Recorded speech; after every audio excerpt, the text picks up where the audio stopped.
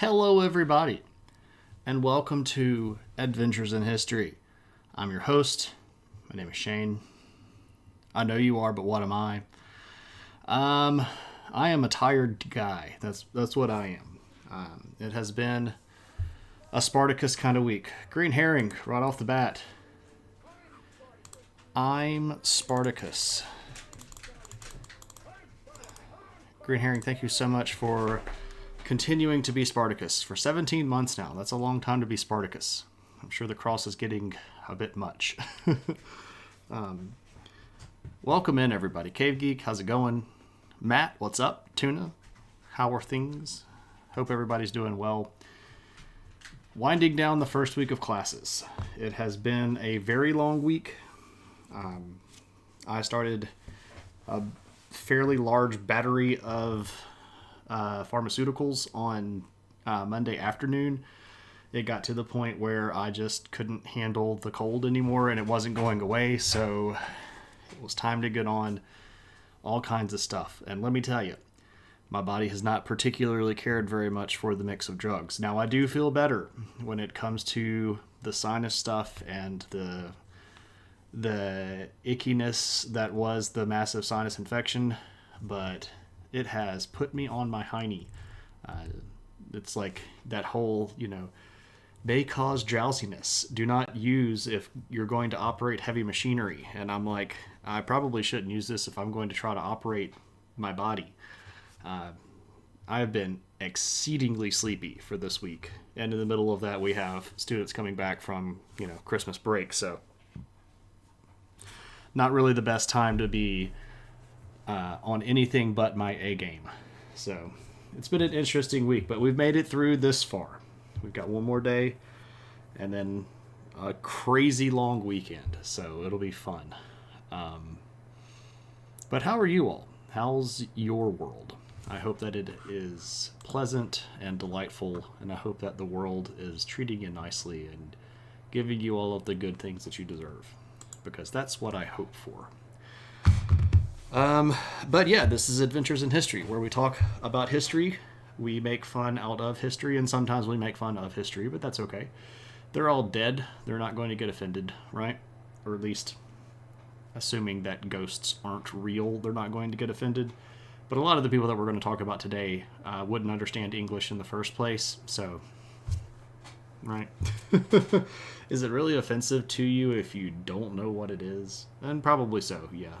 But I guess I shouldn't go too far off into the hypothetical world there. Ghosts can get mad if they want. They can, and sometimes I guess they, might theoretically turn into things like poltergeists, but I don't know how all that stuff goes because I don't necessarily... okay, well, how do I say this? I've never had a supernatural experience with an entity that I would classify as a ghost. I am somewhat skeptical that these situations exist outside of explainable science, but I'm open to being wrong. I'm not asking to be haunted or anything like that, but, I can't say that I understand everything, because I don't, and it's okay not to understand everything. I told my students today and yesterday that they didn't even understand everything that they knew, which is kind of funny. The subway ghost that taught Patrick Swayze how to move stuff would disagree with me. Well, that was true, probably would get a little upset with me, and, Patrick Swayze might get a little bit upset with me as well, but if Patrick Swayze's Ghost ever came back and got upset with me, I would tell him that Roadhouse is the superior movie to Ghost, and that would probably maybe make him a little bit more angry. I don't know which one he cared for the most when he was alive, but there we go. You're just a spirit in a meat spacesuit. That's fair. I've been described as worse, so I can't necessarily fault that definition. Shane's going to get bounced? Indeed. What's up, Frank? Aloha, my friend. How are you? If I were going to get bounced, I would rather be bounced by Patrick Swayze than just about anybody else. He's very dreamy in that movie. My wife and I just recently rewatched... Well, I rewatched Roadhouse, and my wife watched Roadhouse for the first time. She had never seen it before. And I figured out that I had never actually seen it before in its full version either, because I had only apparently watched it on cable. where they edit out all the curse words and nudity, because goodness gracious, is there a sufficient amount of nudity in that movie. But, it's an action movie from the 80s, so what you going to get? If a tree falls alone in the woods, is it offensive if it yells a slur that you never hear it as it topples? David, that's a fair thing to ask. I don't know if it's offensive. Do the nearby shrubs feel offended when the tree yells it? I don't know, maybe. I don't even understand when my codes don't work, and then when they do. Yeah, exactly. Evo, what's up, my friend? Good to see you. You've been there before. You've written code, and it won't work, and then you delete stuff and you put it right back, and then it does work, and you have no idea why, and you just accept it because you just know that whatever happened, and if it fixed it, cool. The best code is code that works, not code that we understand, right? You think Black Dog would be his favorite movie? That's interesting take. I would not have considered that one in the list, but I understand why. Shrubs are too underdeveloped to understand trees. Interesting. Idiot shrubs. This is why they have to be arranged by individuals, right? If shrubs were more intelligent, they could arrange themselves into 2-level effects on either side of a path. Duh. Black Dog is up there with Over the Top. Fair. A shrub is a guy that can't get no love from me. Okay. I understand that reference. Tree LC perhaps sings that. Anyway, I should probably leave that alone. But the squirrels in the wood would know, and they would know. Yeah, I mean, squirrels are pretty nosy buggers. They poke around in places where they shouldn't, and I bet they gossip. I bet squirrels gossip. So they probably get canceled on some social media, right? Squirrels are racist. Wow. Swayze was in a decent movie called Powder Blue. Yeah, I've seen Powder Blue. It's not so bad. It's not so bad. Yeah. If you live in a community with just different colored squirrels, just watch. Oh, so like the gray squirrels and the red squirrels don't get along? We have black squirrels down here where I live. They're about the same size as a red squirrel, but meaner. They are particularly common in really, really deep woods that have really big, like, old standing trees. And you pretty much have to get, like, along one of the rivers in my area to find black squirrels. But they are very territorial, and they will run all the other squirrels out of their area. Okay, you have black squirrels too.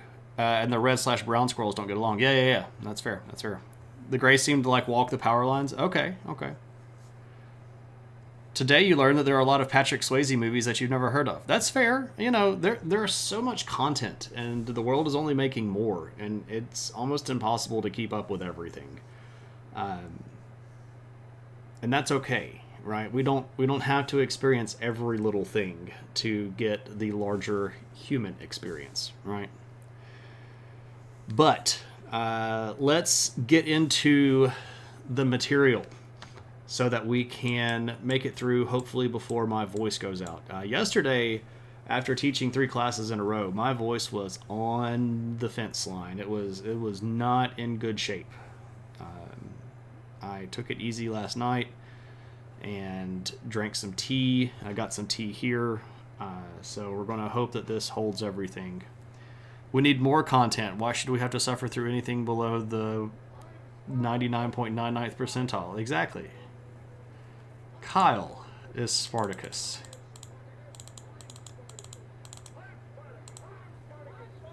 Greetings, Earthlings. Yeah, I guess I am an Earthling.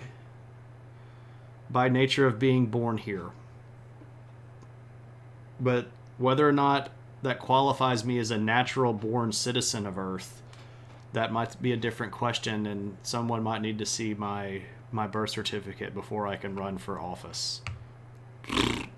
Anyway, let's get to topics of import before I get off on political tangents. Anyway, if we look at the map here, right, where the mouse is, or where my little cursor is, we know this region today as Turkey. But, yeah, my birth certificate. I dig it. But it hasn't always been Turkey. At what point did Turks show up? Who are the Turks? That's a great question, and I'm glad that you asked both of those, because tonight we're going to talk about some of the first ones that are really, really big and important in this area, and those are the Seljuks. Does C-section count as natural born? That's a fair question, because I'm not natural born if it doesn't count. I was born by C-section, so maybe I'm disqualified just by nature of not natural birth. And what's funny, Evo, of course I'm referring to the most recent questioning of Nikki Haley's ability to run for president because her parents weren't citizens when she was born in the United States, but because of the 14th Amendment, anybody born within the boundaries of the United States is a citizen.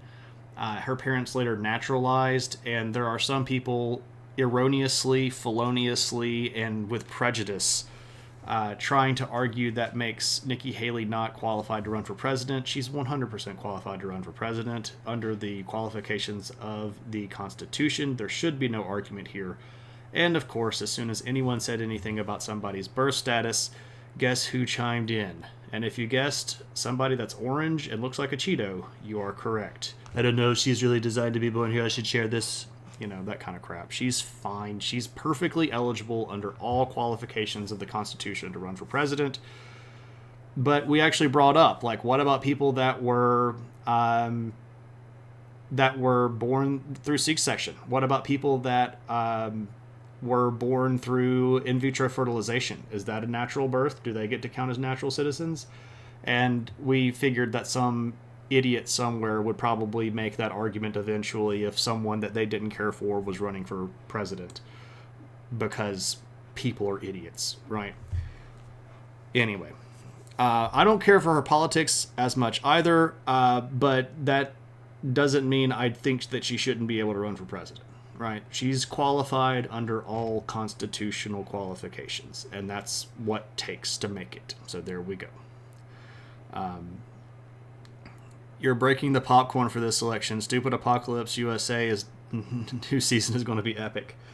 If you think this season's going to be epic, just wait for the end of season 2 of the Trump arc. Well, I guess it would be season 3, because it's like season 1 is when he got elected, and season 2 is when he was, I guess, the Biden presidency, and season 3 is when he's going to get elected again. The end of season 3 is going to be a doozy because he's going to want a season 4, and the Constitution isn't going to give him another season. You have not been renewed. Anyway, let's talk about the Turks. And to begin with, we're going to talk about a group of people. Nope, that's a P. That are referred to as the Oghuz Turks. So, right off the bat, you go, that doesn't say Oghuz. That says Oghuz. Well, this is partially because of the way that the letter G in Turkish works. The letter G in Turkish, and this is rudimentary, and we've got a native Turkish speaker in the room, so I'm not trying to teach you Turkish, but basically, the G is more like, let's hold this vowel out a little bit more. Yeah, there we go. It's got a little whoop. Steve Nigerian and co. Welcome, Steve Nigerian and co. Steve, it's effective and pertinent and good that you raided, because you got to hear the raid alert, which is from a movie that we were just discussing, which was Gladiator. If you are not already following my friend Steve Nigerian, you should be. Steven is a very talented artist. If I could hit the A button, it would pick it up. There we go. He draws a lot of dragons and snowy mountains and castles and stuff like that. Is a cool guy to talk with. Knows a whole bunch of stuff. If you like talking history, he knows a lot of history. And also likes Lord of the Rings a lot, so you can see how our circles overlap quite a bit. And he's also just a cool guy, right? So we've had the luck of meeting a few times IRL, and it's been good times both times. So there we go. Good times. But thank you for the raid. For those of you that don't know who I am, coming in with Steven, my name is Shane. I teach college history and sociology.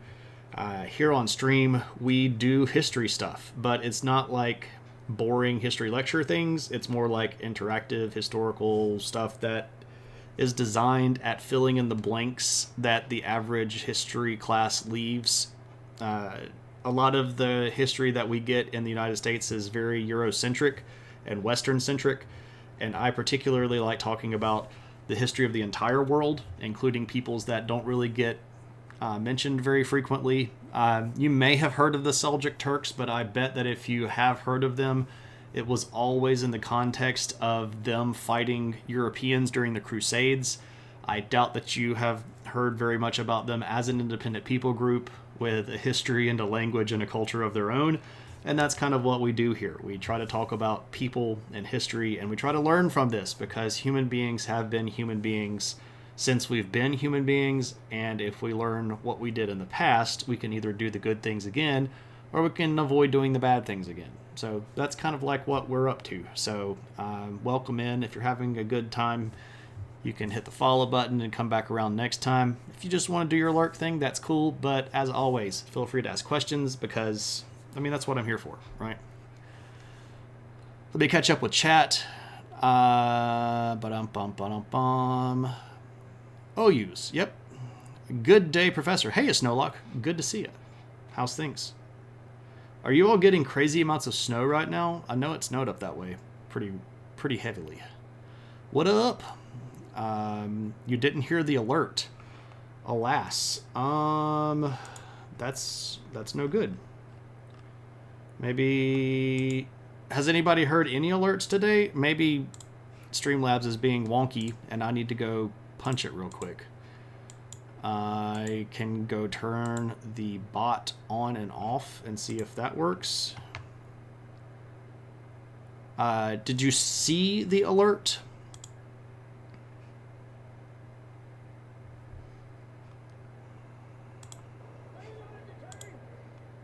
Because it was supposed to do this.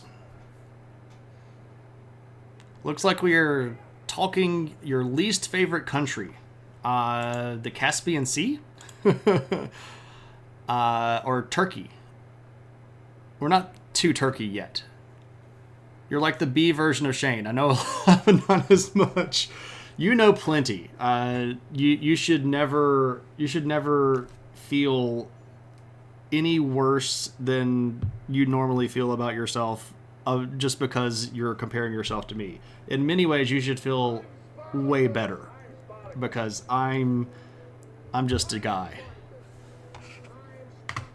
I'm Spartacus. Sci-fi.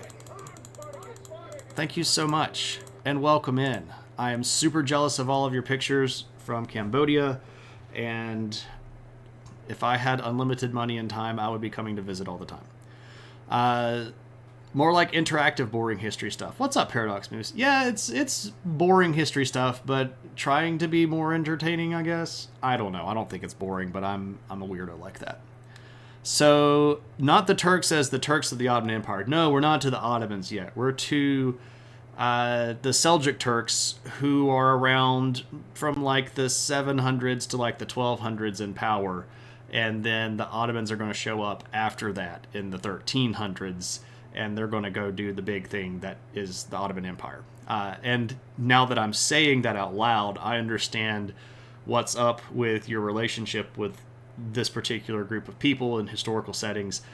And it's fair to note that we will talk about the Caucasus mountain ranges stuff and the countries of Georgia and Armenia in context with the Seljuk Turks tonight. So there you go.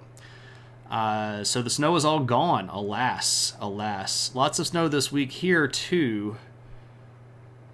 And just as much this Saturday. You'll stay home and have cocoa. There we go. You got snow, but it's gone.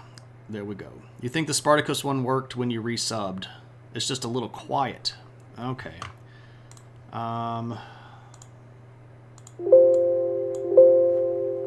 That's pretty loud on my end. I don't want to blow you all up. Let me go to raids. Yeah, it's supposed to be at like 75%.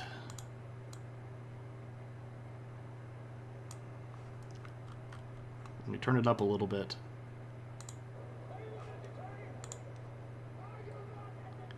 I don't know if that makes any sense or any difference. So that's about as high as I want it to be. I don't want it to be like brrr.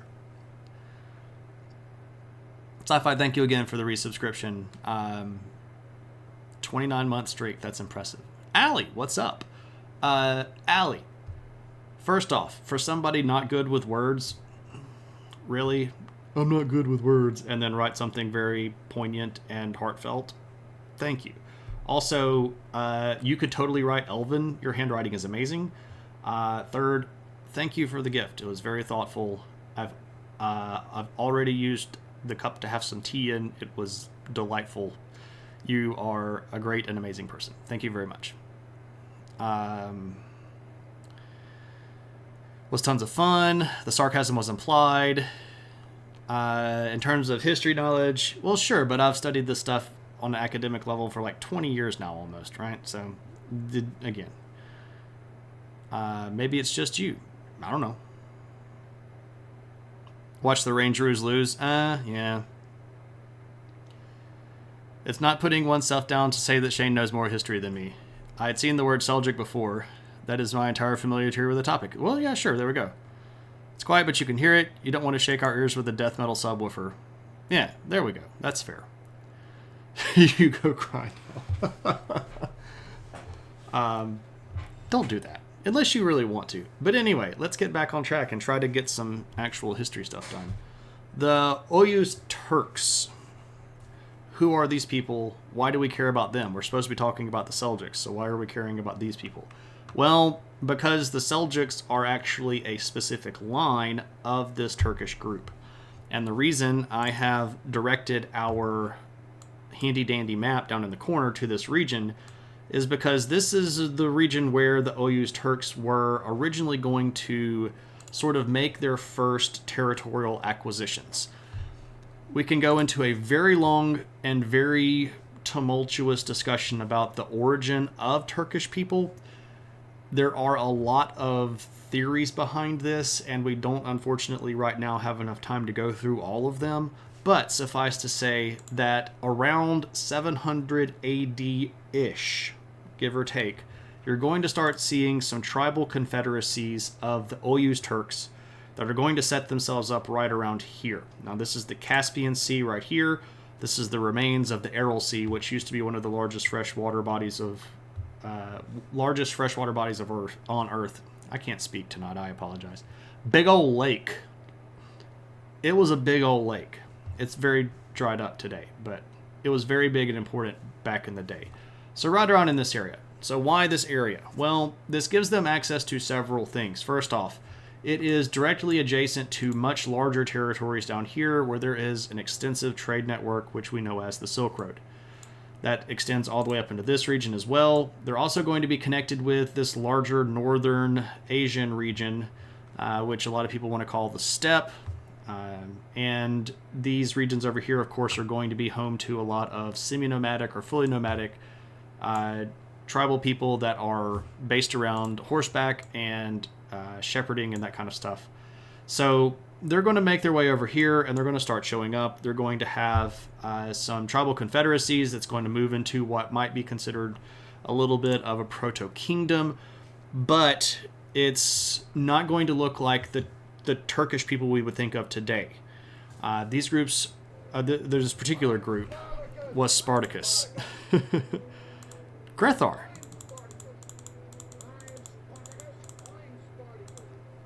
I'm Spartacus. Thank you so much, Graythar. Much appreciation for the sub. Hope that you're doing well in the time of no sun for your world. Sometimes crying is cathartic. That's true. Cave Stream is the one with the ear-destroying alerts. That's also very true. Oh boy, the origins of the Turks is very complicated, as they were both tribal and allied with Mongols against China for a decent amount of time. This is exactly true. And there's a question about when we stop using the group descriptor Turkic. So this is Turcic. And when we move to the descriptor Turkish, there's even an entire debate about that, because Turkic was a larger ethnic group. Turkish people are a specific ethnic group. And then we get into all the fun, and everybody has opinions, and I'm not in a position to make a definitive argument one way or the other. So my position usually is, I would like to participate in the conversation, but I'm not going to be the one that solves it. So if we want to talk about it, we can, but I don't think that we're going to get the solution tonight. And that's okay. Not everybody needs... Well, I need to be careful when I say that. Let me pause and rewind a little bit. It's okay not to know. Still about 5 weeks left in vacation and playing some Dead Cells. Heck yeah, man. I wish I were still on vacation playing video games.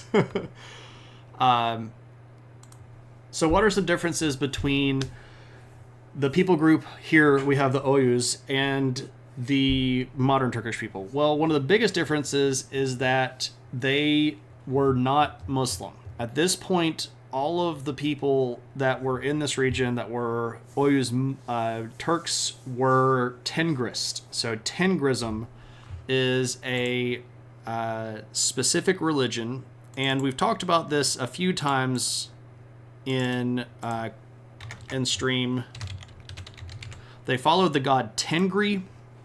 He's a big sky god. He's pretty cool, actually, religiously speaking. Tengri made the entire world and doesn't really care very much if you worship him, because the way that it's explained is you build this big temple to honor Tengri, and he goes, yeah, cool, what'd you build that out of? And they're like, look, we made it out of stones and rock and out of beams of lumber, and we've put a lot of work into it. And he's like, oh, but I built that originally. So good job, guys. Way to make something new out of something I already made. It's not as cool as the way that I made it originally because you killed it, but that's cool too. He's also really big on horses. Tengrism, pretty cool religion. You've always thought of Turkish people are the people that live in Turkey. Maybe the least Turkic group that all. Perhaps that's a fair question, right? And the larger group is Turkic, that includes a larger portion of Central Asia. That's fair. That's a very defensible position, Evo. I understand the logic of that position. Not everybody holds that position, but I understand the logic of that position. What's up, Agni? How you been, man? I haven't seen you around in a while, and that's not meant to say like, where have you been? That's more like, I've been thinking about you, and I hope that you have been doing okay. I really can't speak. I'm so sleepy right now. What's new? Semester started. Trying to clear up a sinus infection, so I'm having to take medication that's making me sleepy. Trying to make it through on caffeine and stubbornness, so that's what's new. But, good attitudes, feeling okay, just tired. What's new with you? How's things? Yeah, sinus stuff sucks. I got sick with it before Thanksgiving, and then it went away, and then it came back, and then it went away, and it came back, and then after Christmas, when it came back with a vengeance, to the point where it was like, soba noodle brown and kind of bloody when it was leaving the nostrils. And I figured that I needed to go to the doctor, so I finally did, and they're like, you need all of the medicine. And I was like, okay. So now I'm on 3 things. Most of your chess classes will be starting back up over the next couple of weeks. Okay, that's cool. I hope that you're still playing around, right? Your Azeri, Kyrgyz, and Kazakh friends never called themselves Turkish, but we had deep discussions on this issue all your life. That's really great. I wish that I knew people from everywhere in the world just so that I could talk to them about how they think. It's so fascinating to talk with people from different parts of the world that have dramatically different perspectives on things than I do. It's fascinating to me because it shows me how myopic I am sometimes, right? Like even in what I would consider to be my open-mindedness that I have, and for all of my learned wisdom, you talk with somebody and they're just like, yeah, it's this, and you go, no, it can't be, and they're like, yeah, obviously it is, because that's the way that everybody here thinks about it, and you're just like, right? Tempted to go get some caffeine. Your semester doesn't start until the 22nd. Wow, I wish ours didn't. But I had to go back to work last week and sit in my office for a week and a half. Students didn't start until Wednesday this week. Challenge your education every time. Yeah, it's good to talk with people from different places that have different perspectives. It's absolutely mind-opening. Mind-opening. Anyway, so they're Tingrist. They don't live in big cities. So they were still semi-nomadic or fully nomadic. So they're living in the good old-fashioned yurts, which are not places that you rent on Airbnb to go to the fancy schmancy spa that costs $2,000. Originally, a yurt is a very portable, temporary dwelling place, not something that's used to attract vacationers. Nixolotl is Spartacus. Goodness gracious at the Spartaci. You all are amazing. Thank you so much. Nixolotl, I hope that you're doing well. I saw you yesterday, and my brain, I can't remember which room I was in yesterday. My brain said hello to you. I was like, oh, it's Nixa. And I don't think I ever actually typed hello to you. And I didn't even think about that until like hours later. So I apologize that I don't think that I actually typed hello to you. But my brain said hi. Yeah, something from the Fire Festival, alas. But thank you so much for the subscription. And I hope that you're doing well. We've got a few... we've actually got two of the two animated artists in our room right now. So if you all are familiar with the beloved puppy head pat emote, that was designed and animated by our very own Nixolotl, whom you should go follow. And if you are a fan of our loving Chonky Horse, you are in the presence of that artist as well, who is Allie Briggs, who you should also go follow. And I have to wait 1 minute and 42 seconds to give 2 shout-outs in my own friggin' channel. No thanks. Stupid people. Go follow Allie Briggs and tell Twitch to change their ridiculous 2-minute time ban. It's my channel. I'm running the thing. I should be able to shout out whomever I want whenever I want. Come on, Twitch, get off of it. Anyway, so they're not sedentary farming city people. They're worshiping Tengri. They also don't speak the exact same language. And this is actually fairly controversial because a lot of people, especially certain modern Turkish historians, want to argue that the current Turkish language is basically the dominant Turkish language that's always been the Turkish language. That's obviously not the case. Elements of the language, yes. Would a modern Turkish speaker be able to have a detailed technical conversation with an Oyuz Turk? Probably not. Would we be able to say things like hi and mom and dad and fire? Yeah, probably so. But not the exact same language. And that's okay. But again, people don't necessarily like that. but we've got to move because we are burning nightlight. So how do we even get to Seljuks in the first place? Well, there is a guy who's actually named Seljuk. But specifically, he's named Seljuk Bey.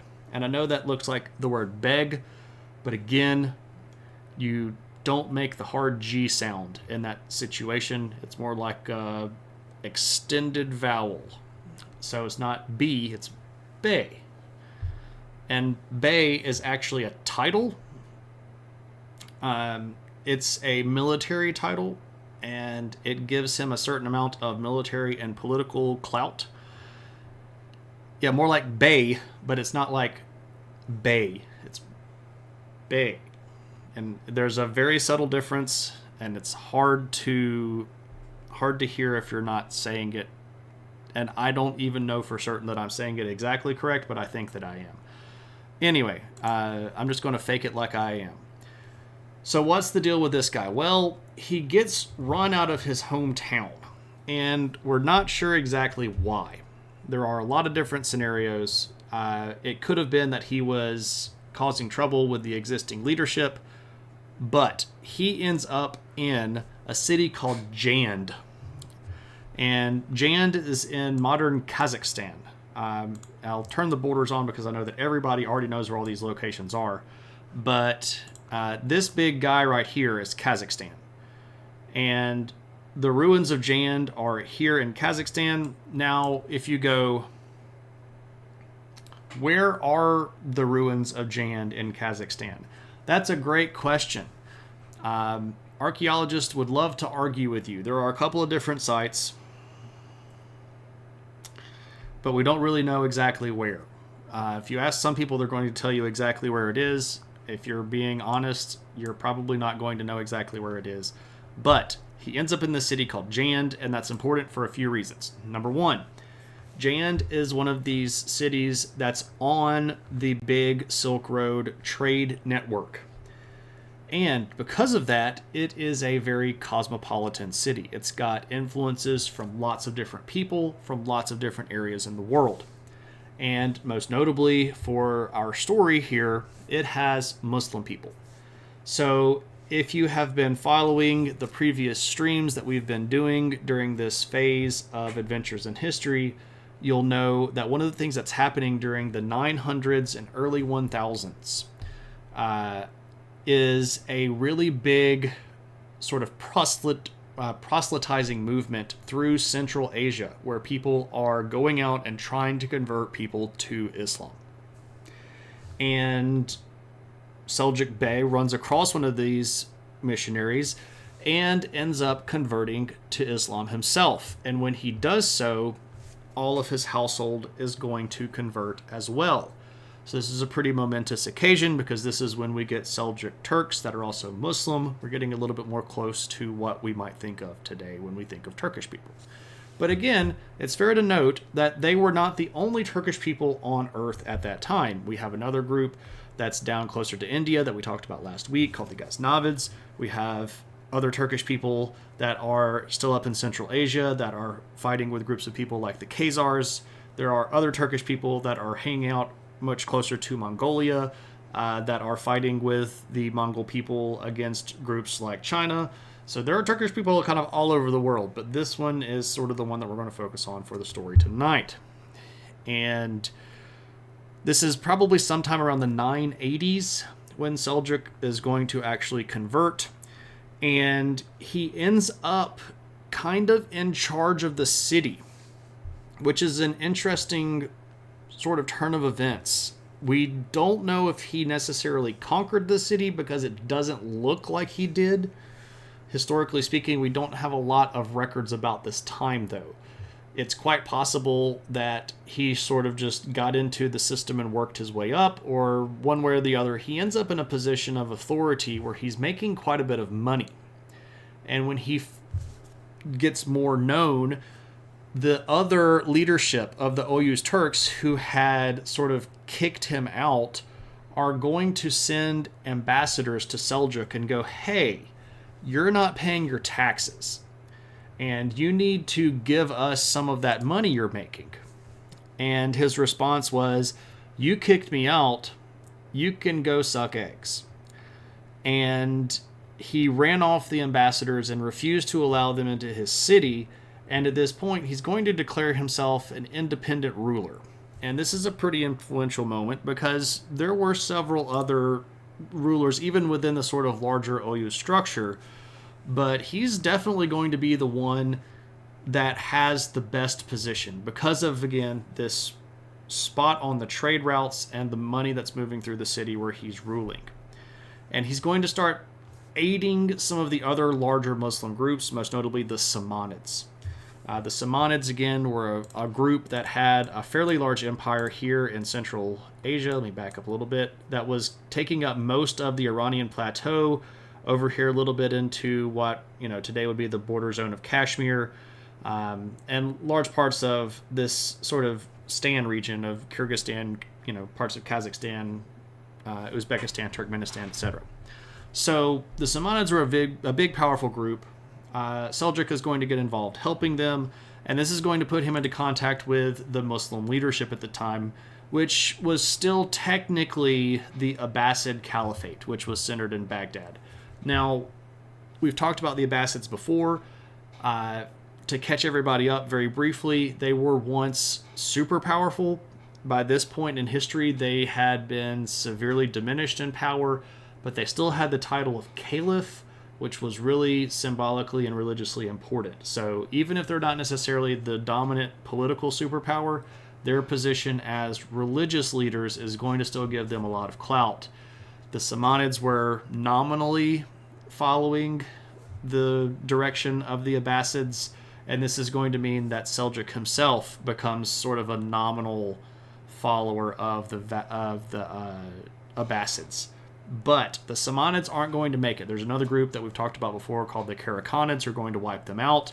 When the Karakhanids show up into the area, they find the fact that Seljuk was helping the Samanids, and they go, all right, now you're going to help us. And around this time, Seljuk's son, who's a guy named Arslan, is actually going to be in charge, and he has to kind of fight with the Karakhanids, but ends up having to pay them tribute, so they kind of lose a little bit of their clout as independent rulers. So what do you do in this situation?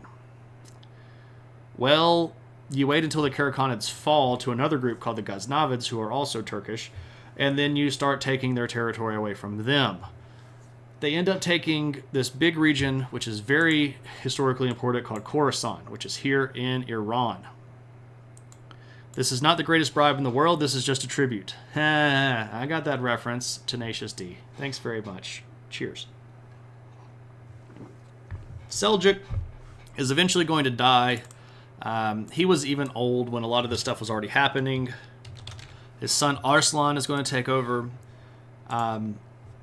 This, by the way, where C.S. Lewis gets the name Aslan for lion, because this is the Turkish word for lion. Arslan, a little bit of an older version, Aslan being the modern version. If you go to places, there are, well, I'll put it this way. I've been to 4 different places in Turkey today that are called, like, Aslan Tepe, which is like Hill of the Mountain, or I'm sorry, Hill of the Lion, and it's places where there are lion carvings, especially Hittite and then Phrygian carvings. Phrygians being a little bit later than the Hittites, but anyway. This is where we get Aslan the lion from, because C.S. Lewis just lifted that word and decided to call the main character, who is a lion, lion, just in a different language. Right. Khorasan. Oh, not Coruscant. Coruscant. I think I spelled that wrong. Did I put that Koro? Yeah, it's Korra. My bad. Khorasan. Like that. Is Yoda coming? No, Yoda's not here. Neither is Grogu, though I heard he's getting a movie. Khorasan is here in Iran, and it's a very important, rich part of Iran. And it sits on the crux of a lot of these trade routes. And when the Seljuks take this region over, this is going to basically hyper energize their group. This is about the year 1040 when they take Khorasan. This is going to trigger a Ghaznavid counterattack. But the Ghaznavids are not going to be able to hold on to the territory, and this is going to solidify Seljuk control here in Central Asia. So they're going to end up holding an area like right around in here. But they're not done. Arslan ends up having 2 sons, and the one that we're going to talk about the most, who's sort of like the big guy, is this guy named Tugrul. Now, what's notable is that Tugrul is Seljuk's grandson, so we're establishing a dynasty now. So this is where we get Seljuk dynasty from, or the Seljuk Turks, people following this line of rulers. Now, we actually have a picture of Tugrul. Are we in the 1100s so far? So, not quite. Tugrul is going to... Tugrul and his brother Chagri. Chagri is the other son here. And they're going to be mostly in the late 11th century. So the 1050s, 60s, and 70s in that area. We're not to the 1100s quite yet. But this guy here is Tugrul Bey. I can zoom it in a little bit, but it starts getting really pixelated. This piece of art is obviously done in a very Persian style. That should not be surprising, as Persian culture had already been established as a sort of lingua franca of the region, and the Ghaznavids had adopted Persian culture. The later Gurids are going to adopt Persian culture, and the Seljuks are also going to adopt Persian culture. So their language of government is going to be Persian. Yeah, he's got very sharp hands, very, very choppy hands. But this is a little bit of a later picture. I think this is about 100 years after he died, so, whether or not this actually looked like him. And if we're just being honest, the level of artistic detail here is fairly low, so this could look like anybody. But it was the oldest picture of him that I could find, and I always like to try to show you the most close proximity photo that I can find of people, if I can find pictures of them at all. Their shoulders are a bit weird. Now, what's up with Tugrul? This guy's a pretty big deal. They're going to end up taking a lot of land under this guy. They're going to move into South Asia. They're going to move further to the west as well. They're going to end up basically on the doorstep of Mesopotamia. They're going to get as far as Baghdad. They're going to go north as well into Transoxiana. They're going to move to the east, closer to China. They're expanding a lot during this period of time under Chagri and Tugrul. And this is going to be a period of time where they're making a lot of money, and they're also starting to make a little bit of their own culture here. We know from a lot of different historical areas that the Central Asian world had a ton of different historical influences on things like art and architecture. And we've already shown really, really cool pictures. Like if you were with us last week and I showed you pictures of some of the towers that were set up by the Gurids and Ghaznavids, the massively intricate brickwork that they did was just stunningly beautiful stuff. But the Seljuks are going to have a little bit of a different take on things. They're going to lean a little bit less into detail, but a little bit more into imposing, right? They like the grand, big things instead of the smaller, detailed things. And one of the things that I can show you as an example of this is this. This is the tomb of Tugrul, but it was built during his life. And it was built to be this big tower. And originally, it had a big dome structure on top of that. And we know that because we have verbal descriptions of this from history. And we have some sketches of this from people who saw it when the dome was still up. But the region here is very seismically active, and earthquakes eventually cause the dome to collapse. But this is some pretty cool stuff here. You still see an interesting attention to detail, but we've moved away from the more linguistic, detailed art style of the Ghaznavids or Gurids, and we've moved to a little bit more of a geometric style. This is leftovers from things like Buddhist influence that would have been in Central Asia at the time. We've also got these really great kind of bold geometric lines here. Instead of making this a smooth tower, we've sort of made this a collection of pillars, which is kind of fascinating too. Of course, we've got a little bit of the pointed arch, which is so common on a lot of Muslim architecture. But, this is sort of the sort of stuff that we would have seen from the Seljuks. They like this kind of big, chunky, powerful-looking architecture stuff. This suits them really, really well. Now, unfortunately, their capital city today is in ruins. Their capital city during this time was a place called Merv, which is in modern-day Uzbekistan. And basically none of the buildings are left. It was on the main trade route. It has been destroyed many times, burned many times. It's been the unfortunate victim of things like religious violence, where there have been people that have gone in and purposefully destroyed buildings in the name of protecting their version of religion. It's also been the victim of things like being left out into the elements, and also, again, earthquakes. So there aren't as many cool things that I could show you in Marv as I would wish, but I would so love to go to Uzbekistan and at least walk around in Merv.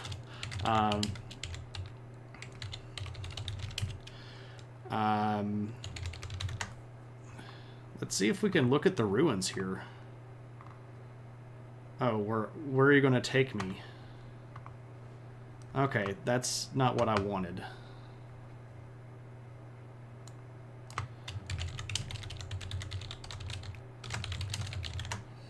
Let's go Merv. Yeah, there we go. So there's still some stuff here. But it's not necessarily in the world's best state. And unfortunately, it doesn't look like we can walk around through any of this stuff. But you can see some of the stuff. It's, again, pretty much in ruins. There's a Buddhist stupa there that would have been left over from the previous movement of Buddhism through this area. You get some pretty big mausoleums that were set up by rulers. Can we go to any of this? No, we can't go to any of this. Alas, anyway, Merv, unfortunately, not necessarily easy to view, but big, ancient, cool capital city of the ancient world that I would love to go visit. You knew you had seen this art somewhere before? Okay, that's a picture of SpongeBob. Whatever. Now, Tugrul is big and powerful and does a whole bunch of stuff. He moves things over into the Baghdad region, and what's interesting here is that he, instead of going through the Samanids or other sort of indirectly dealings with the Abbasid, he's going to deal with the Abbasids directly. And he's actually going to be directly involved in retaking the city of Baghdad for the Abbasid caliphs. There had been a group in control of Baghdad for quite some time. There's a group called the Buyids. We've talked about them prior in streams. but the Buyids had effectively co-opted political control and were holding the Abbasid Caliph sort of prisoner. And Tughril breaks into the city and is going to fight his way to the leader of the Buyids, and gets into a fight with this guy and loses his weapon, and the only thing that he has left is his bow. So he uses his bow, takes the string off of it, and strangles the leader of the Buyids with his bowstring, and delivers the city of Baghdad back to the Abbasids. Of course, the Caliph is going to be overjoyed at this, and Tughril is actually going to marry the Abbasid princess. So this puts Tughril like in the driver's seat, because he's now like second in command, and he's going to get a very important title here, and he gets the title Sultan, which is not a religious title, but it is a very powerful title. This is sort of like the Caliph, who theoretically had all power. Caliph as a title means that this person has all judicial power, religious power, political power, military power, etc. By giving Tughril Bey the title Sultan, this is going to transfer some of those caliphate powers to Tughril. And that's a big old deal, because you don't see this happening quite a bit. This sounds like those movies, all of them, where the hero never picks up the weapons of the enemies they kill, and they have to resort to a shoelace to kill the boss. Yeah, like I'm running past all of these swords and daggers and axes, and I get to the bad guy, and I've got like a toothpick and my wits. I'm going to MacGyver my way through this bad guy encounter, right? Allie, I would love to go there and take pictures and make Google pay for it. I seriously doubt that Google would pay for it, though. So one of the things that's happening here is Tughril gets the title Sultan, but his brother, Shagri, is still technically kind of halfway in charge. And when they both end up dying, we get a new person that takes over the title Sultan, and his name is Alp Arslan. This guy is very important. You seem pretty careful to start out talking about Tughril and his brother. Yeah, well, I mean, they're both technically rulers. And they both technically have power. But if we're being honest, Tughril is the one that's in charge. And what's kind of interesting here is that when Tughril dies, it's his nephews that end up initially inheriting some of the power, but then his own sons get involved, and it turns into this sort of mess. So Shagri theoretically was ruling back in the capital of Merv, while Tughril is out doing all of this stuff over in the west. And this is going to start a tradition where the Seljuks have two capitals. They have an eastern capital and a western capital. And Chagri is theoretically ruling from Merv, and he's got a lot of power in that area, but the majority of the military power was with Tughril. And they're both going to die roughly not too far away from each other. And then there's a bit of a sounds very long-term stable for a society. Yeah, when they both die, there's a big fight, and this guy's the one that's going to come out on top. This is, again, Alp Arslan. He is going to end up uniting the two parts of the Seljuks after his father and uncle die, and this guy is going to be even more successful than his father and his uncle. He is going to oversee a really big expansion of Seljuk territory, and he's going to push them over here into this region, the region of the Caucasus Mountains. And this is when they're going to start running into Christian kingdoms instead of other Muslim kingdoms. Because here in this region, right around in here, you have the kingdom of Georgia, which was a Christian kingdom. And of course here, we have the Armenian kingdom, that was also Christian. And this is going to be sort of a new thing, because previously, before this, they were always fighting Muslims, and then they have to kind of come up with new policy to deal with Christians, because when they're taking these places over, or trying to take these places over, they're dealing with populations that aren't the same religion as them. And there were Christians and Jewish people and other religions kind of scattered out through this region, but they weren't the majority of these regions, right? So they had 4 strong generations in a row. They're about to have 5 pretty strong generations in a row. And then they're going to have some offshoot branches that are really, really strong. But yeah, we're getting there. They're building generational power. They die. Spoilers. Yeah, pretty much everybody dies. Just about everybody's dead so far. Of all the people that have lived, very few of them are alive right now, statistically speaking.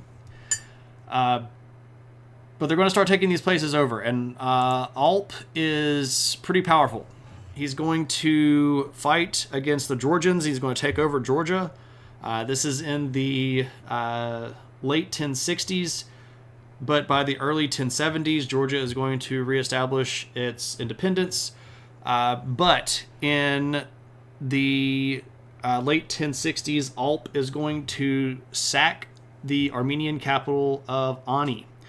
And I just realized that I should be showing you pictures of Ani, and I don't actually have any of them loaded. That is a humongous fault of mine, because I've been there. Let me pull up some pictures of Ani real quick, and I'll show you what I'm talking about. Because one of the things that is sort of remarkable about this, and I'll put on the adventure hat while I'm discussing this. Dun dun dun.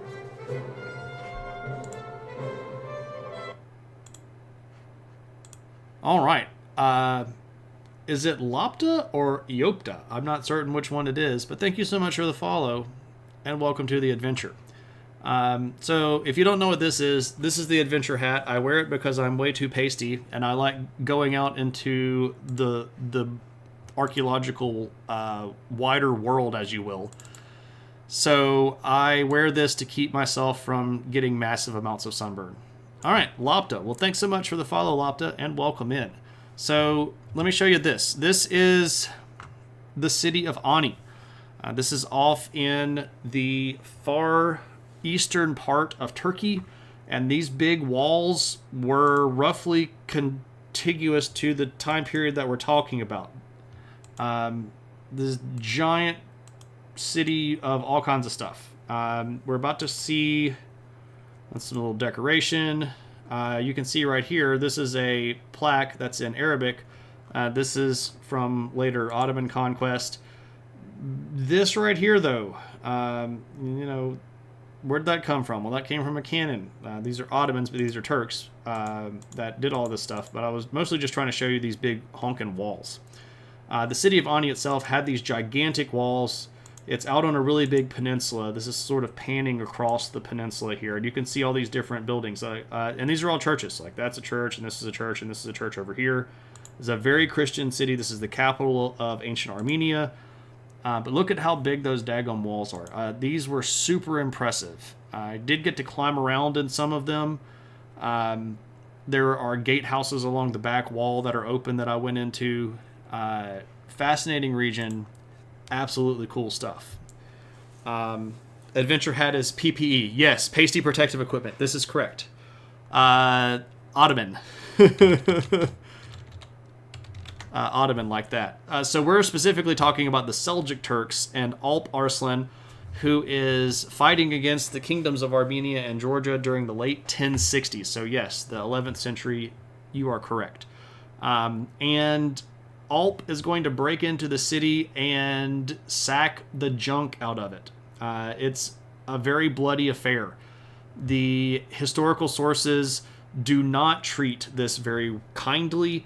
It's fair to note that a lot of the historical sources that we have are Christian, so they would have looked at this as much worse than it might have actually been in reality.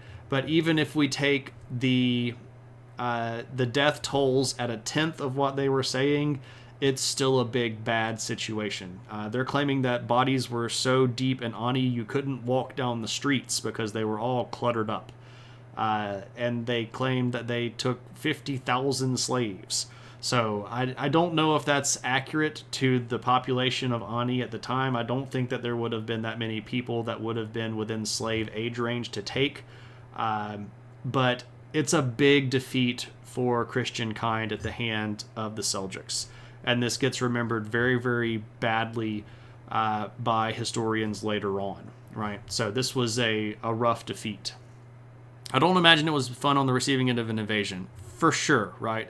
That's like the entire population of the favorite. Yeah, we have to remember here that in historical documentation, it's very common for writers to especially overblow numbers when it comes to the size of invading armies, the number of dead, the number of captives, etc.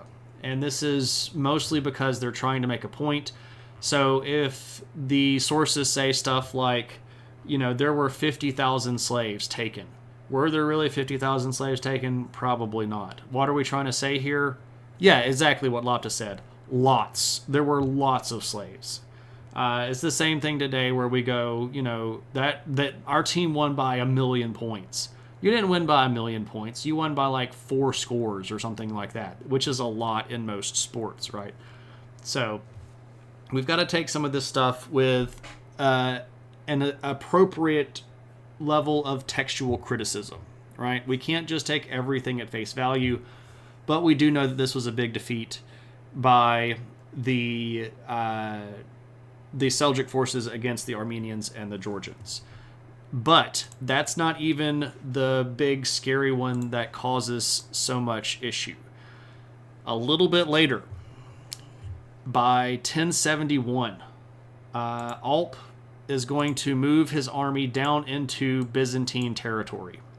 So at the time, the Byzantine Empire controlled pretty much all of the Balkan Peninsula here to the south, and most of this region over here, all the way over to the northern borders of Mesopotamia, and then some territory down here towards Syria.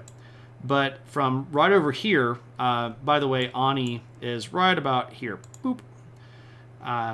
From this region, it's going to be a straight shot into the Anatolian heartland of the Byzantines. And in 1071, the Normans are also going to be fighting with the Byzantines, because by that point, the Normans are friggin' everywhere.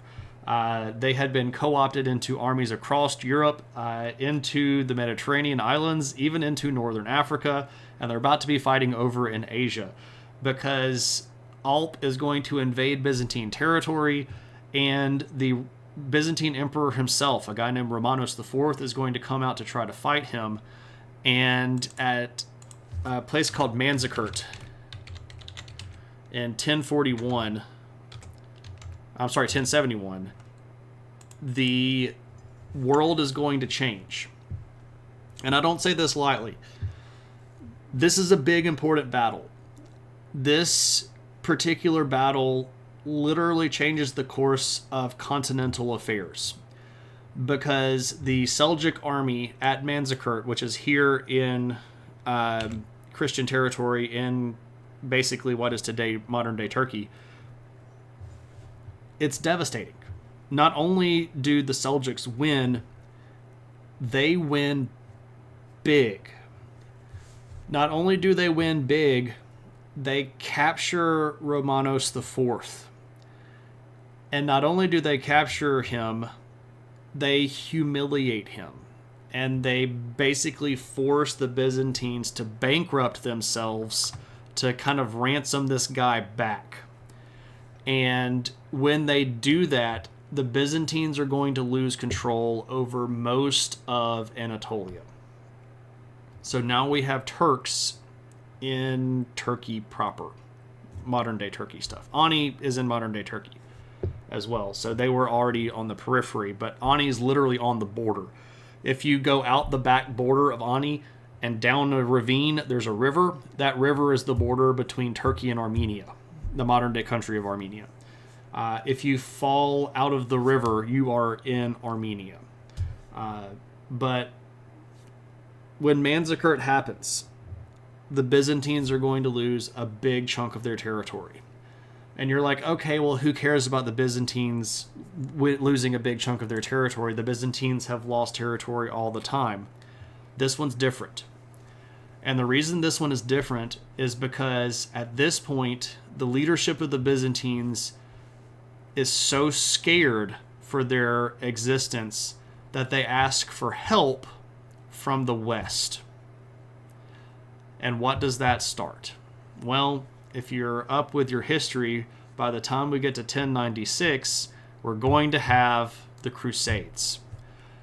And there is a very strong and legitimate argument to be made that the Battle of Manzikert and the loss of so much territory and money and face and position directly led to the Byzantine emperors asking for aid from the West, which directly led to the Crusades, which directly led to the Renaissance, which is pretty much the foundation of the Enlightenment, which is sort of Western culture.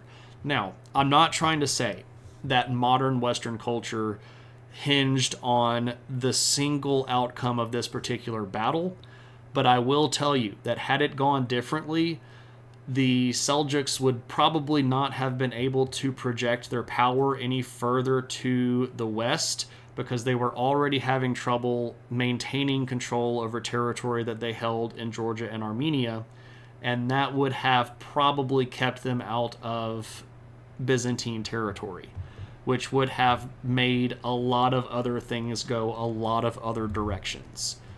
Manzikert is a huge deal, and it is one of those battles that I don't think very many people know about that has had dramatic impact on the way that our world has developed. So this is the kind of stuff that I like talking about when we do Adventures in History, because this stuff doesn't get covered.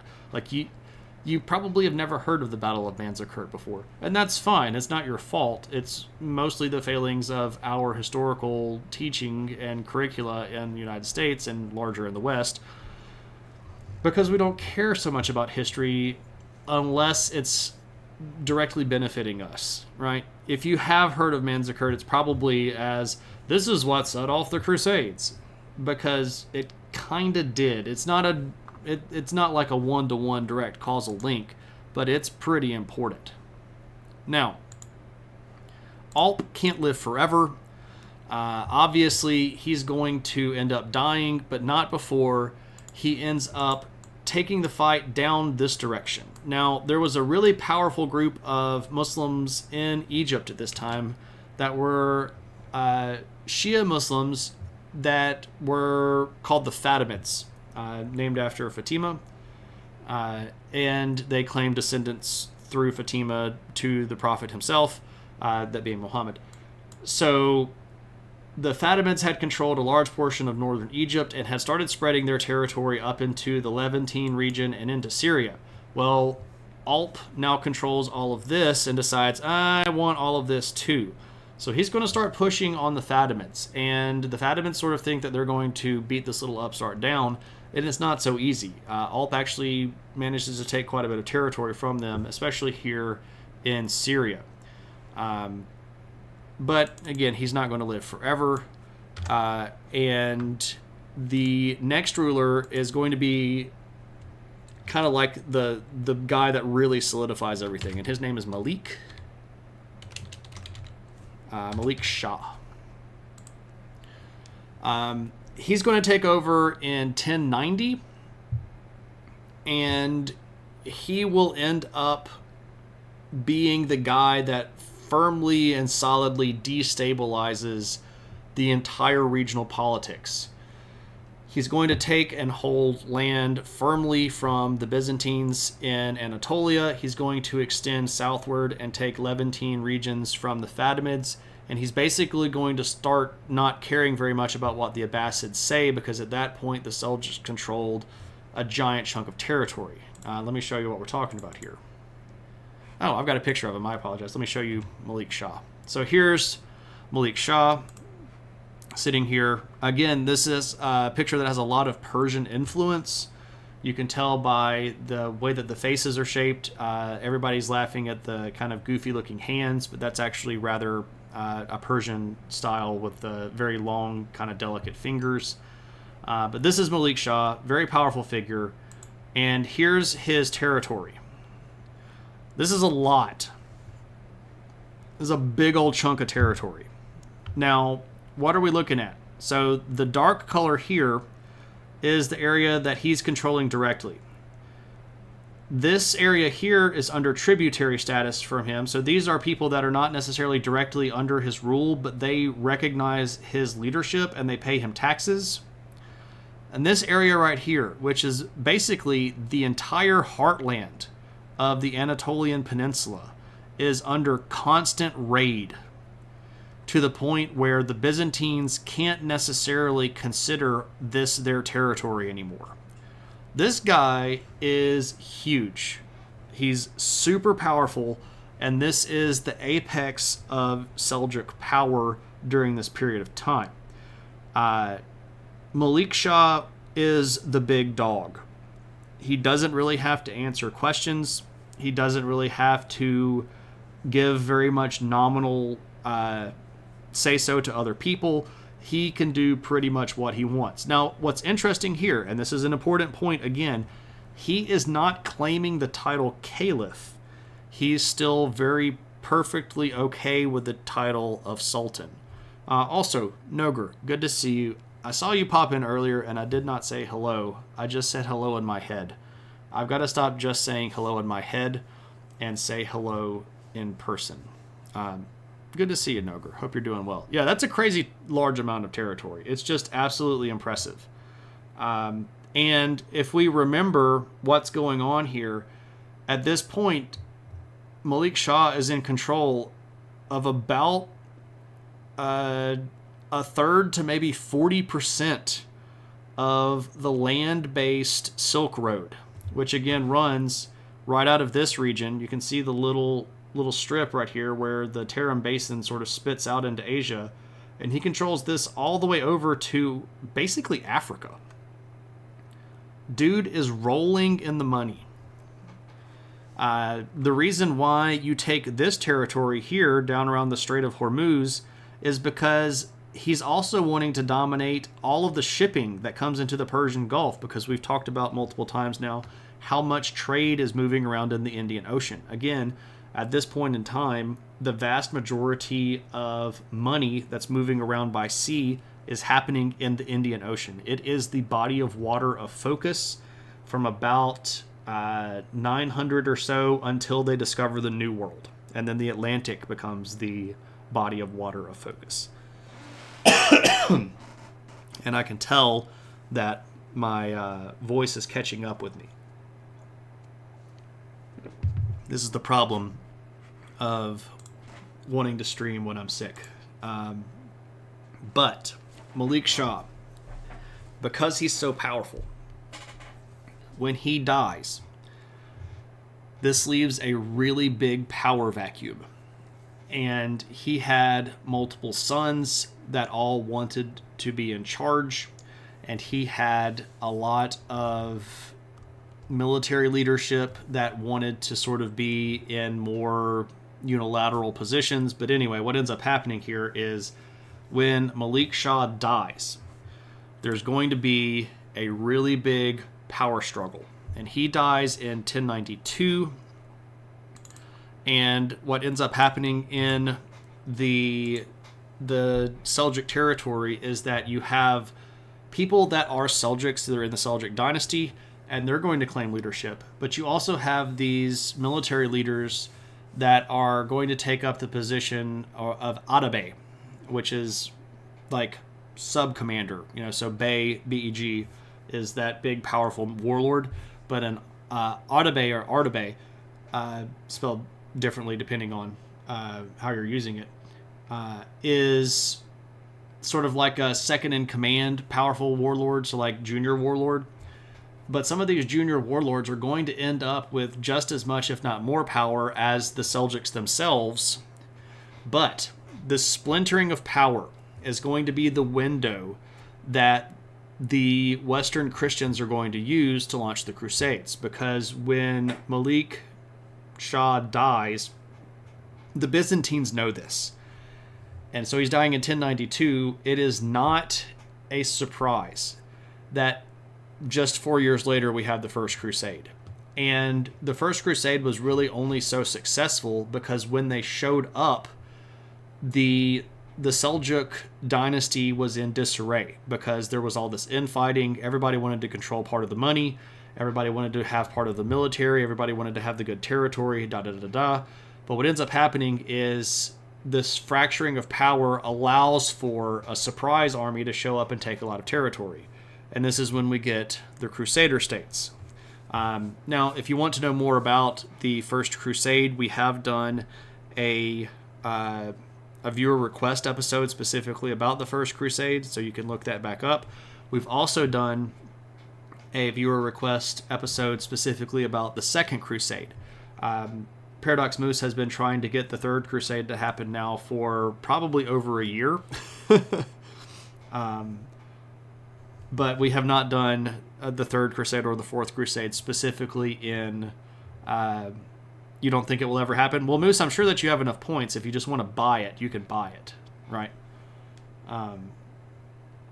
You could just make it happen with your own will. But these are the Crusader states, and you can see here a few things. So we have the Great Seljuk Empire. So this is sort of the remains of part of the Seljuk Empire. And you can see this new thing up here, this Seljuk Sultanate of Rum. This is part of the former Malik leadership. One of his sons got out here and established this thing called the Sultanate of Rum.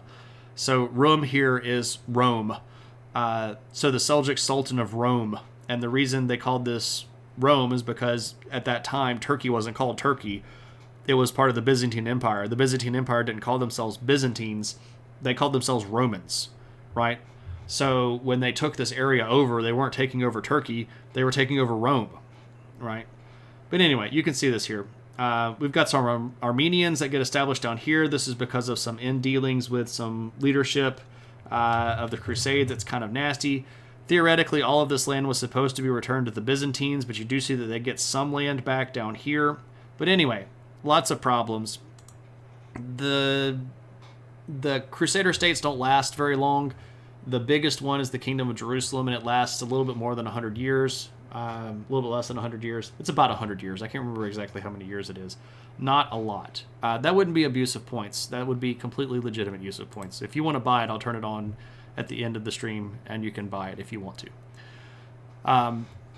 But with the success of the First Crusade, a lot of the former Seljuk leadership is going to sort of get a gut check. They're like, wait. We were running everything. And these weird Western Crusaders show up and they beat us? And they take our land? No, this should not be the way that it works. And so some of these leaders in the Seljuk world kind of get the idea that we need to stop infighting. We need to put together a group. We need to organize ourselves. We need to put ourselves back in command. And we need to reunify. And one of the guys that is particularly important in this movement is a guy named Nur, that's Burr. Nur ad-Din. And he, according to Christians, looks like this. This is supposed to be Nur ad-Din. It's not a great picture of him, but it's the one that I got. Right? This is from an enlightened manuscript from Europe about 100 years after the event. No, it's not 100 years. It's a couple of decades after the event. But this is Nur ad-Din here on horseback. Look at that chap in the bottom left.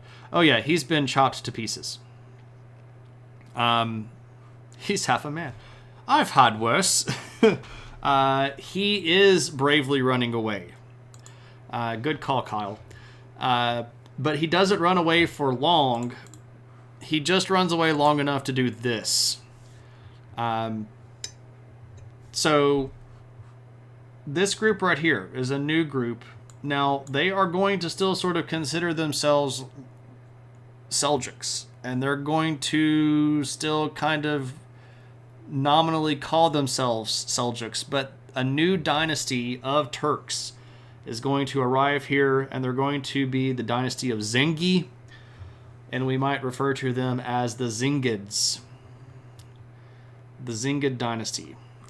And this is what Nur ad-Din is going to start working on putting together.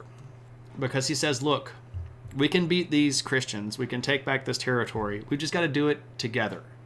And Nur ad-Din is going to work concertedly to put together an alliance of other Atabes and other Seljuk leadership elements, and he's going to end up being instrumental in the defeat of the Second Crusade and the retaking of some of the... they start taking the Crusader states back. This is what sort of triggers the Second Crusade, and then subsequently defeats the Second Crusade.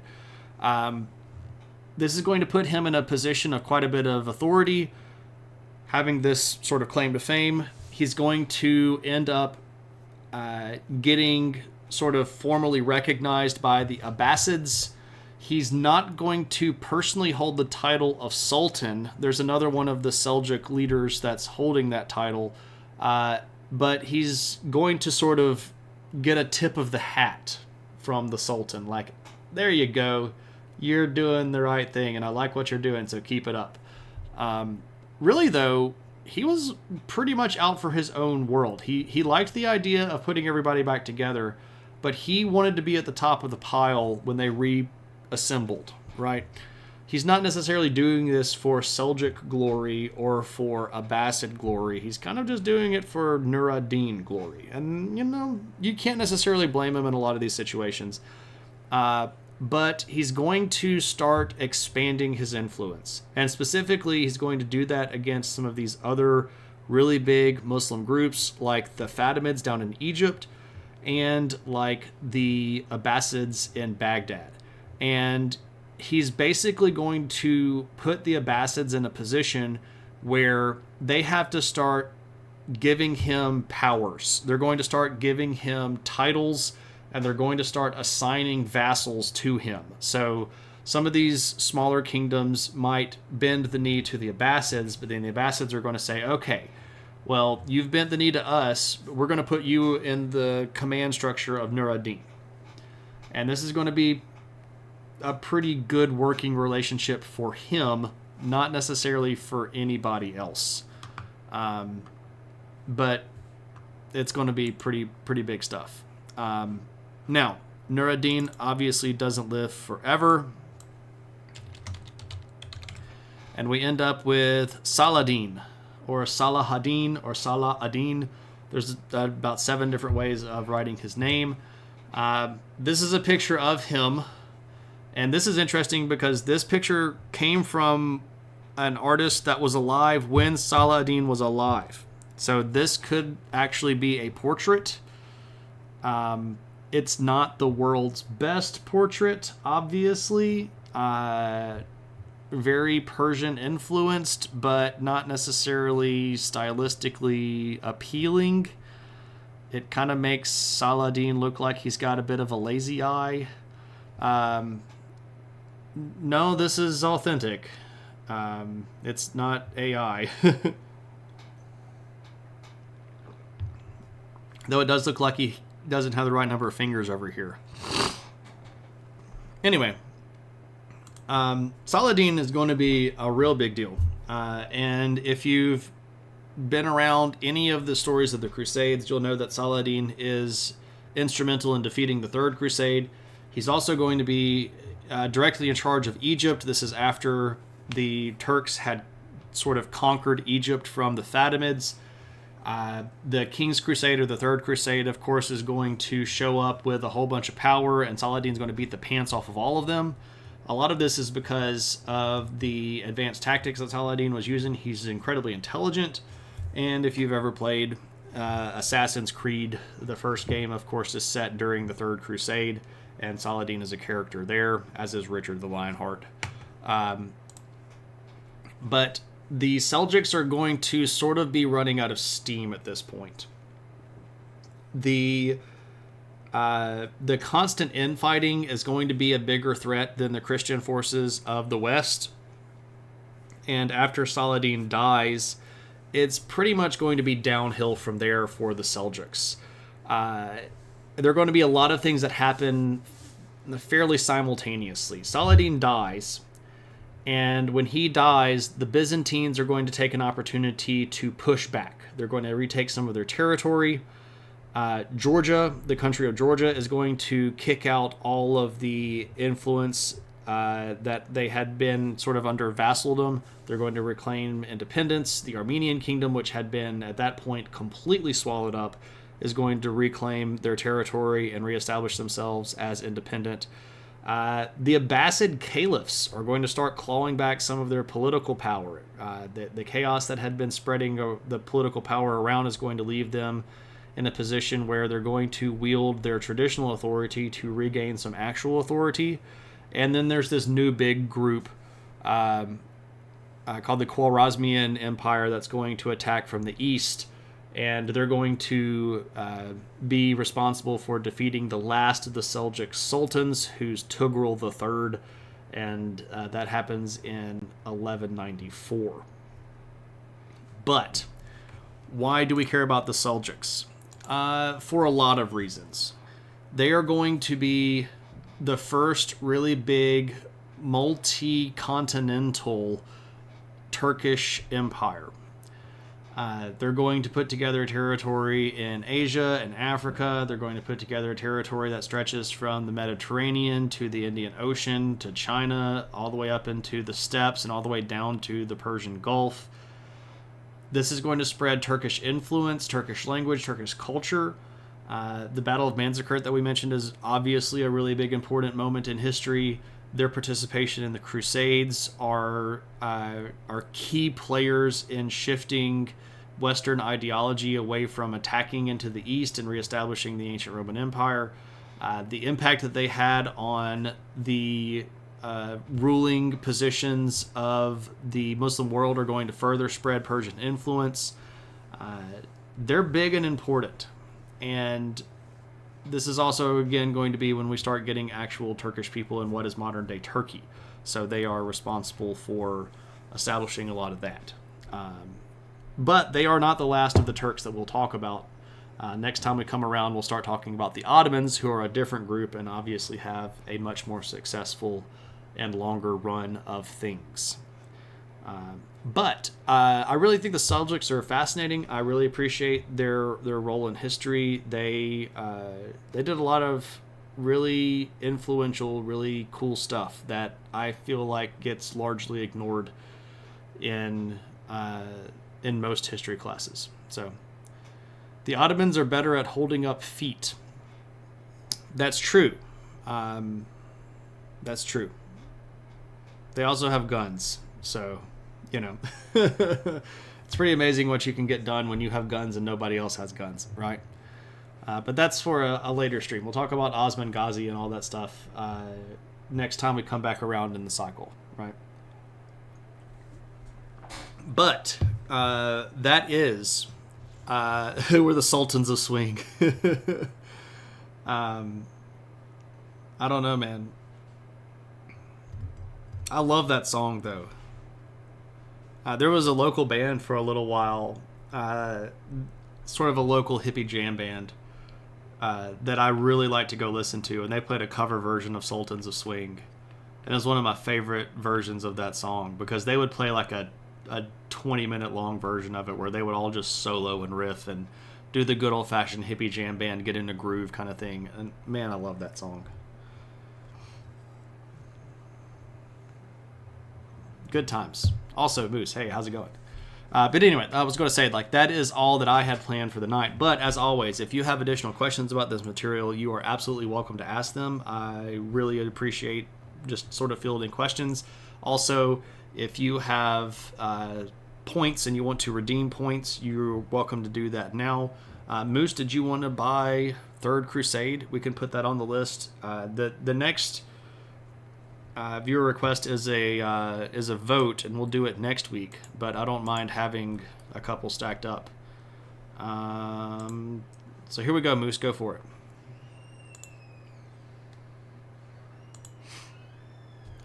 What's in the news? My choice. Interesting. So sometimes I know like immediately what I want to talk about, right? And other days I sort of like hope that somebody will, ask me, like, hey, talk about this. But I don't really have anything planned for what's in the news. Let me think about what's in the news. It does seem like there was something. Bangladesh. Bangladesh just this week had election. And the ruling party that has been in power now for the last 3 or 4 election cycles managed to get back into power again. But part of the reason why is the massive outcry from oppositional parties that the ruling party is rigging the vote. So let me put the borders up and we'll look at Bangladesh. So this is Bangladesh right here. Capital is Dhaka.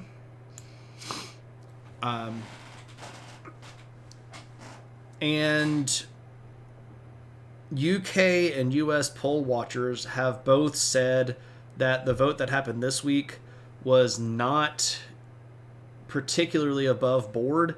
Even though a lot of the opposition boycotted the election, it still seems like the ruling party still rigged it anyway. But why is this? Why do we care about elections in Bangladesh? Well, part of this is because Bangladesh has become one of the world's largest clothing exporters, and a lot of the clothes that get shipped to places like the United States are now made in Bangladesh. And we have a growing trade partnership with Southeast Asia with the United States. This goes all the way back to attempts under President Obama to establish more firm ties with countries in Southeast Asia in an attempt to curb Chinese influence in the region. So theoretically speaking, we are supposed to be better friends with Bangladesh, and they're supposed to be acting like grown-up countries so that they can play in the grown-up league, according to the way that America is looking at them on a political world. Obviously, what does America have to say about how politics in another country goes? It's not, we're not living in that country. The people there should be responsible for their own government, etc. I'm not trying to argue that, countries have to be friendly with America to be treated like countries. That's absolutely not what I'm saying. But what I'm saying here is the reason why this is kind of on our radar is because Bangladesh agreed to certain levels of governmental transparency and openness and democratic principle for a lot of these trade treaties to be established in the first place, right? And if they are not following through with their end of it, this is going to potentially cause a renegotiation or a reexamination of those relationships. And China really, really, really doesn't like the West being friends with Bangladesh. They would much rather Bangladesh be friends with China. So this does have a little bit of a larger global implication other than just, America's trying to poke its nose in other people's elections, right? We could talk about Ecuador. That would be another topic. It's a big thing. Yeah, we could talk about the Houthis. That would be another thing. Iran seizing a tanker in the Gulf of Oman. That could be another thing. Yeah, I mean, there's a lot of stuff going on. I just didn't necessarily have one thing planned. All right, so this is actually the first redemption of Worldle. Let me go to Worldle, and we'll go to web. Okay, so Worldle is like Wordle, in the way that you kind of guess, but they show you the outline of a country. This one's super easy. It's almost kind of cheating level to start off with. But they'll show you the outline of a country, and basically you just guess what the country is. And we all know what this country is. This is obviously Italy. And so we're going to guess, and we're going to get this right. But then we get to play bonus rounds. And this is where I start sort of breaking down a little bit. Okay, so now here are the countries that border Italy. And you can see all the outlines of them. But we all know these. Austria, guess, and this is France. And we're going to guess. And we've got Slovenia. And we've got Switzerland. And now these two are kind of tricky because they border Italy, but they're not necessarily touching Italy. In fact, Italy surrounds both of them. So this is Vatican, which is this little guy down here in the corner. And we can remember the outline of the Vatican because it's literally the walls. It's literally the walls of the city, right? Because Vatican City is very, very tiny. And this is San Marco. San Marino. Very small country that's in northern... Well, I guess that's kind of like mid-eastern Italy. Yes, San Marino. All right. So we've got these, and we're going to go to the next round, and we all know the capital. This is Rome. Not all of these are as easy. Again, we sort of started off on cheat round. This is the Italian flag. This one's actually tricky. I'm really not good at guessing the populations of countries.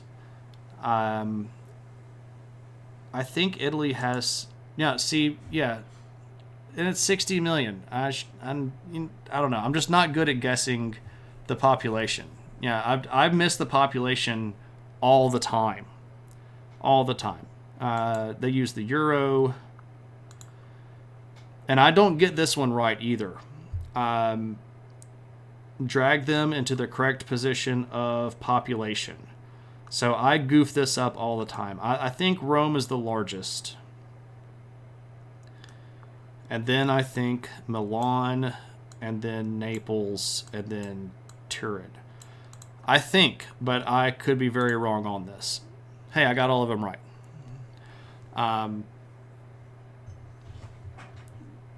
That was an educated guess. That was not like, woo! And then guess the size in square kilometers. I have no idea.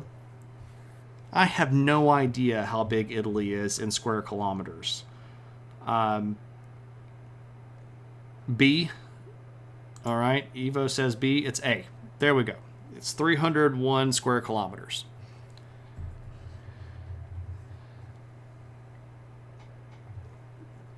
Yeah. So like some of these I know really, really easily. And other ones I don't know at all. I am horrible at the population, and I am really, really horrible at the size. 301,000 kilometers squared. Thank you, Moose, for correction there. Thank you. All right, let's go now and do Tradle. This is a website that Moose turned me on to. Okay, so what we're doing right here. We are looking at the exports of a country. And we're trying to guess what the country is. And it's really, really, really hard. Baked goods.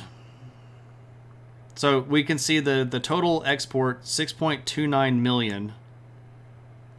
6.29 million exports. Baked goods, coffee and tea extracts, integrated circuits, Control plus. Zooming in, zooming in, zooming in. Is that better? I think this is Taiwan.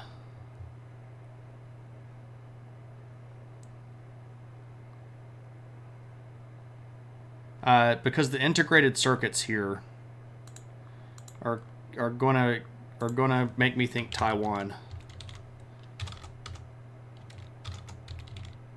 Is it not gonna let me guess Taiwan? Is it okay? It's not going to let me guess Taiwan. 6.29 million. Oh yeah, so this is a tiny little country then.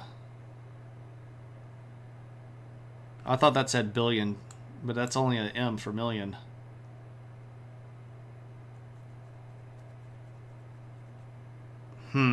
Yeah, so this is a tiny little country then. Baked goods, coffee and tea. Okay, so if it's coffee and tea extracts, though, that's tricky. But it's also got to grow chocolate, so... And it's got to grow rice. And it's got aluminum and iron and fish, so it's got maybe on the coast somewhere. Is this from the Vatican City gift shops? Belgium's not a bad guess, but I think that might be too. I think Belgium might still be too big, because I think Belgium has like $1 billion. It's like 6.29 million is not a lot. This is a tiny, tiny, tiny little thing. Yeah, it's some really small island, in like maybe Southeast Asia. Because it's got to be in an area that grows coffee and chocolate. Let's guess Tuvalu. So I don't know if this is correct, but Tuvalu is a small country. We're going to guess Tuvalu. It is wrong. It is not Tuvalu. We are 6,151 kilometers away, and we need to go south and east from Tuvalu, which is way into the Pacific. I don't know. I'm stumped. Is American Samoa? Can we pick American Samoa? Yes, let's try picking American Samoa. We're closer, but we still need to go further. How much further to the south and east can you go from American Samoa? There's not very much there.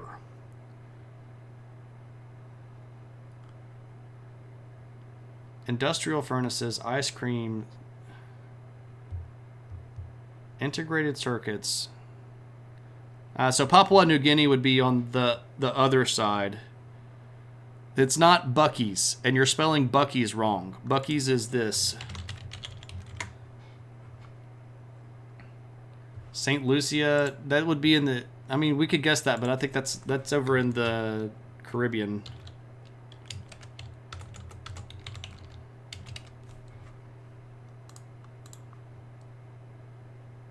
Yeah, we need to go back the other direction.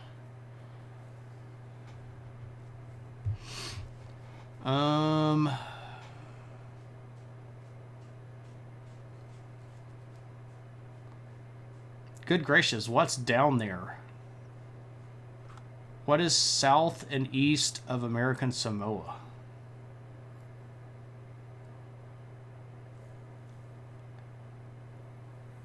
Yeah, I mean, is looking at a map cheating?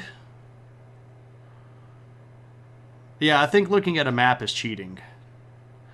So Tasmania is going to be on the other side. So if it was south and west, that would be Tasmania. American Samoa is like sort of middle, central, South Pacific. No, not middle, central. Yeah, that's about right. Anyway, it's cheating, but it's basically impossible at this point without knowing all the Pacific. Midway is not a nation, and it's basically... that would be way further north as well. I mean, we could... Okay, we're just going to have to cheat. We're going to have to cheat. We're going to go to Google Earth full screen, and we're going to cheat. Alright, so American Samoa is over here.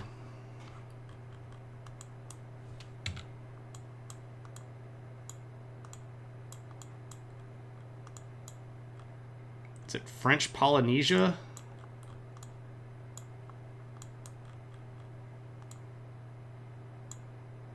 I mean, I guess we can try that.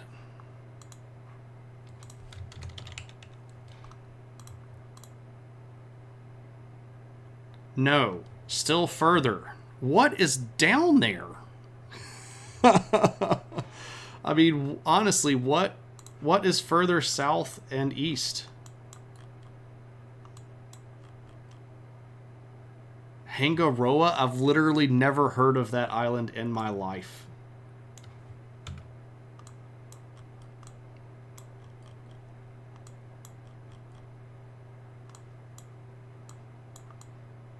What are you? Rapa. I don't think you're a nation.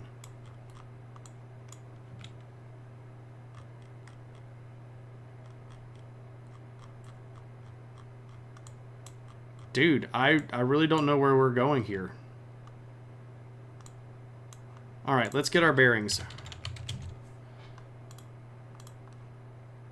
Okay, French Polynesia is there. So we're 2,000 kilometers south and east of that. What are you? That's Rapa again. What about you? What are you? Tubai? Tubai? I have no idea where we are. Like, I don't know what these islands are. I am ignorant of this region. Oop, something was over here. What are you? Pitcairn Islands. Let's try Pitcairn Islands.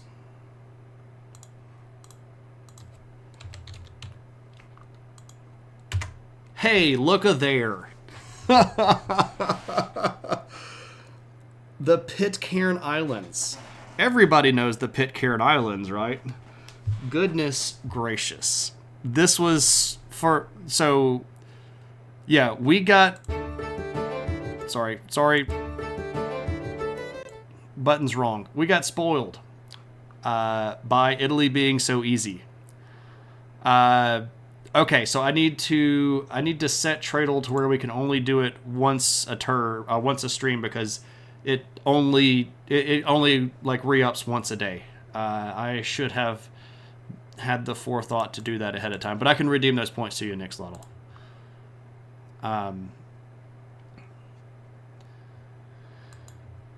Yeah, so I need to set those to once per stream.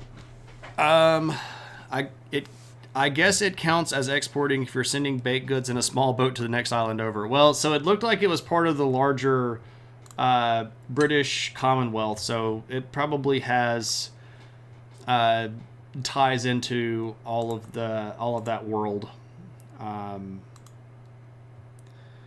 Is there a Wordle for art history? Not that I know of. The Pitcairn Islands, apparently they're a territory. So I guess we can do territories as well. 0.65 million is so little that literally one single small company is enough for those integrated circuits. Yeah. So this might be like, Cousin Jimmy's integrated circuits website that sells a couple $100,000 worth of those a year. Which is like 50 circuits or something like that. I don't know. I'm not very familiar with what goes on in the Pitcairn Islands, obviously. Where are the integrated circuits coming from on Pitcairn? I have no idea, Lopta. I have no idea. Yeah, frozen vegetables, I don't know. That was fun, though. Not all of them are as easy as they seem, right? So that was fun, and I'm glad that those got redeemed. So we can look forward to doing those some more. I think I saw also, I need to look through my point redemptions here. I think somebody redeemed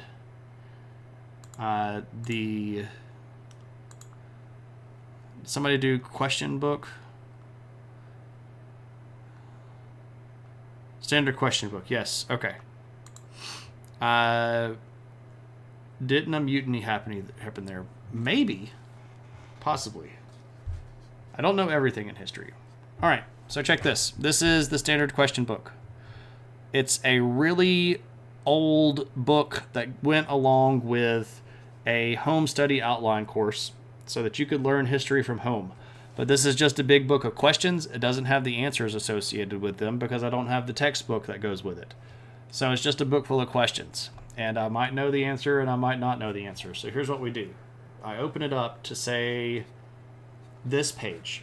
And by the way, this book is over 100 years old, so I do try to be delicate with it. And then I just decide to pick, and I can't see this obviously, so like this question. We're going to ask this question. Move my cup of tea. 18 square miles of combined land area. Huh. Interesting. Sketch the progress of learning in Germany during the reign of Charles the Great and Louis the Pious. Okay, so this is Charlemagne, right?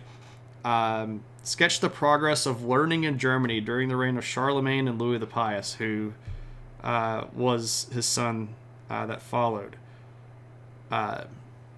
So what's going on with learning in Germany during the reign of Charlemagne? Well, here's what's happening. Charlemagne had set himself up to be the big head honcho and decided that he had reestablished the Roman Empire and convinced the Pope to crown him Holy Roman Emperor. And in the process of doing this, he wanted to make sure that his people, especially his church people, were legit. And most of the learning that was happening at this time wasn't really being done by the average German citizen. It was being done by monks and scholars that were living in places like churches and monasteries that were copying texts and redistributing books for purely noble consumption. The average learner in that area would not have known how to read or write, probably would not have known basic math beyond ability to add and subtract and stuff like that. But learning was growing again. And this is important because prior to that, learning had not really been a big deal because Rome fell apart and the world fell apart with it, sort of, in the West. So Charlemagne and Louis are getting things a little bit back on track, but it's being led mostly by religious stuff. And a lot of the writing that's happening at that time is religious in nature. Right? So there you go. Ba-ba-da-ba. You did some searching, and there is an art history wordle. It's called Artle. Is it just like, here's a painting and you have to guess who painted it? If so, I would be absolute rubbish at that. I would be really, really, really bad at that. Mostly because I don't know enough people to guess. I would be like Renoir or Picasso, and that'd be about all that I had to guess, right? I would be pretty bad. In 1790, 9 of the mutineers of the British merchant ship Bounty, along with the native Tahitian men and women who were with them, settled on Pitcairn Island and set fire to the Bounty. It was the mutiny on the Bounty. Thank you for looking that up, Matt. I mean, I knew about the mutiny on the Bounty, but I had lost the connection with the Pitcairn Islands. You know at least 4 turtle names? Yeah, that's fair. But I would be rubbish at it. I would not know. I do not know enough painters to be competitive in that nature. If Cassidy Alston were still streaming, she would be someone I would fear at Artle. Because her knowledge of art history is immense and actually very, very skilled and talented. And she paints very well as well. So, hope Cassidy's doing well. I haven't seen her online in forever. So, friends that you meet and then, ships passing in the night kind of stuff, right? But I really do need to get off stream because I've been talking a lot and I've still got to go teach 3 hours tomorrow. So, we need to find somebody to raid.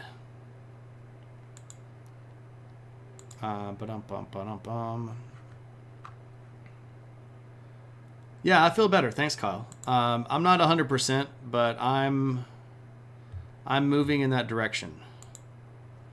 We're going to go raid Noble Crumpet, who's playing a game that I watched him play a couple of nights ago. That's called Leica, and it's interesting. So we're going to go raid Crumpet, who's a pretty cool streamer. and sometimes streams games and sometimes does TTRPG tabletop stuff. So give a follow if you're so inclined. Also, when we get there, you should use our battle cry, which is adventure, and you can include stuff like your emotes or just exclamation points or whatever you would like. But yeah, we're gonna go see Noble Crumpet. And thanks everybody for hanging out. I appreciate your attention and your participation as always. And I should also say thanks to some really cool people who do really cool things to help me out. So if you want to do that stuff, you can, but don't feel like you have to, and you shouldn't if you can't. So there we go to patrons and people that have donated books. But yeah, we're going to go watch Mad Max bike shooty style stuff with Noble Crumpet. So I'll see everybody next time around.